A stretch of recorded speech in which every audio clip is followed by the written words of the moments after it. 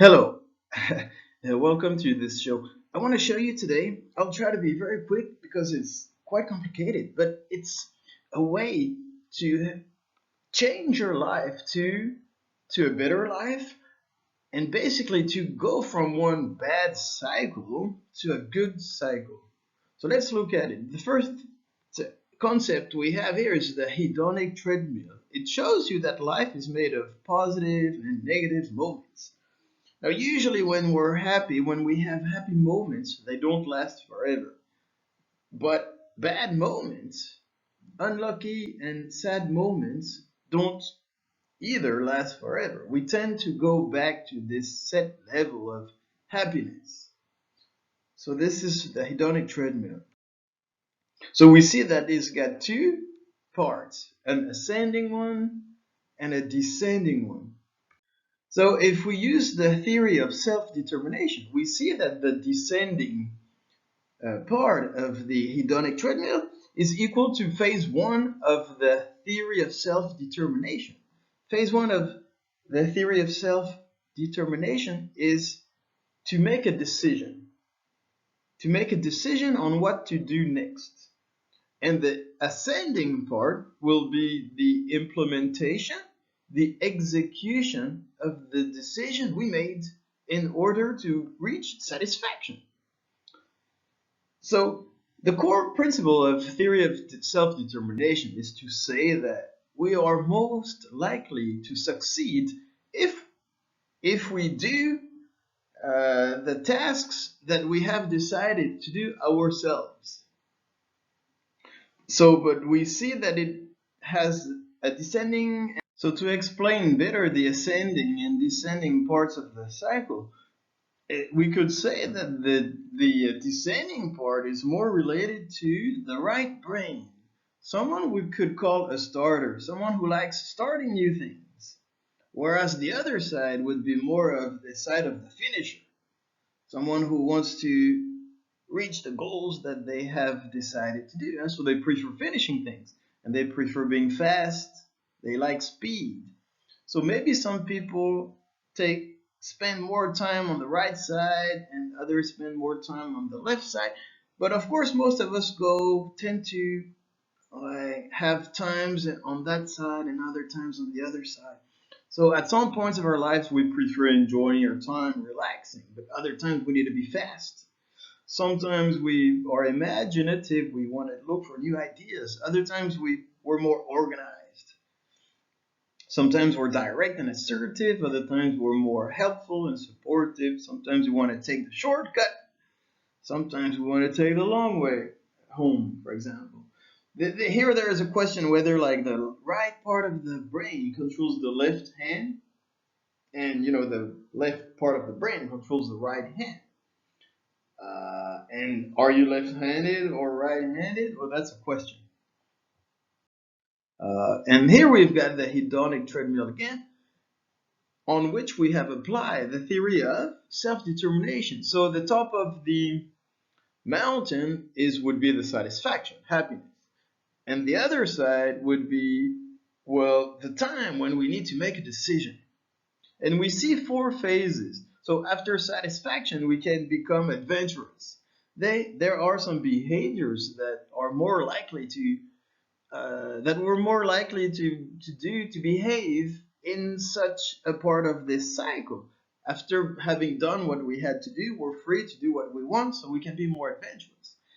After that, before taking the decision, maybe we want to be more romantic, means we need to imagine what our decision has to be. After we've made a decision, we need to be rational and think of what would be good and bad about the decision. And if it's all right, we just do it and we finish to execute our plan, being conscientious, being careful, following the plan.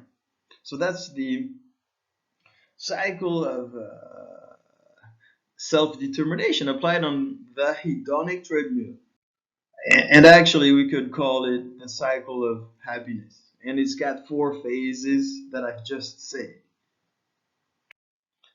And those four phases are related to four archetypes, four behaviors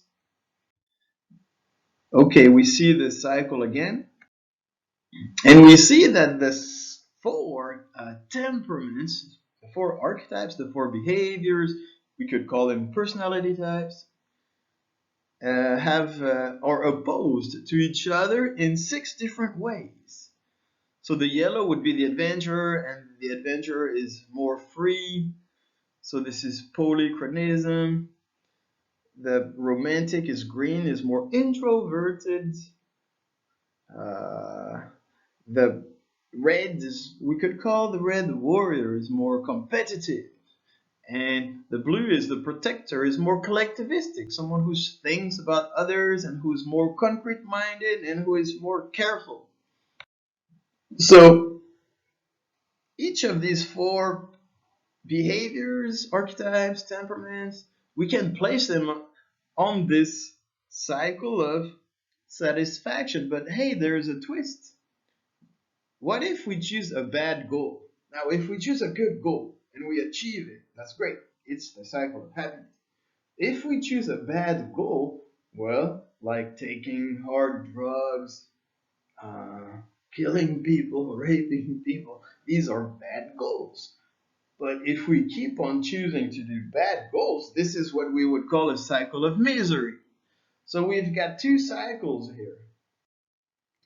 And the point would be to, if ever we're doing things that we don't want to do, we need to change cycles. We need to go from the bad cycle to the good cycle. So here on this double, if we apply these 2 cycles, the cycle of satisfaction, the cycle of happiness, and the cycle of misery, we see like a double helix, like DNA.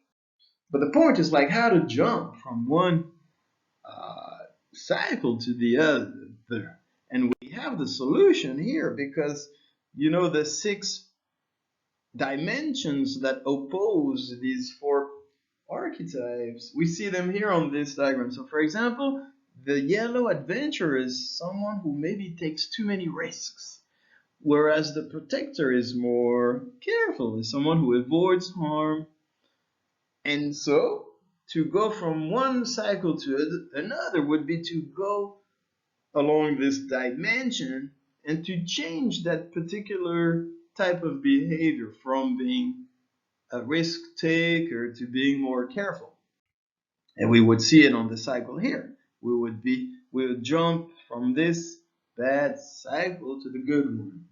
And we've got many possibilities like this. Like the abstract minded romantic is, is too much of a dreamer, and maybe what they want is not right. So maybe we want to be more realistic. So we would move along that path of the dimension of abstract and concrete mindedness.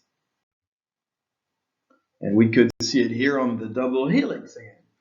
Another possibility is to be, maybe the adventure was too free and we want to become more of a warrior. For example, the red one is someone who's determined by strong opinions, whereas the adventurer is just more open to whatever happens in life. So, from being open, we may try to be more self-determined to reach the good goals. So here we've got this model that we can call the double helix of psychology to jump from a bad cycle to a good cycle.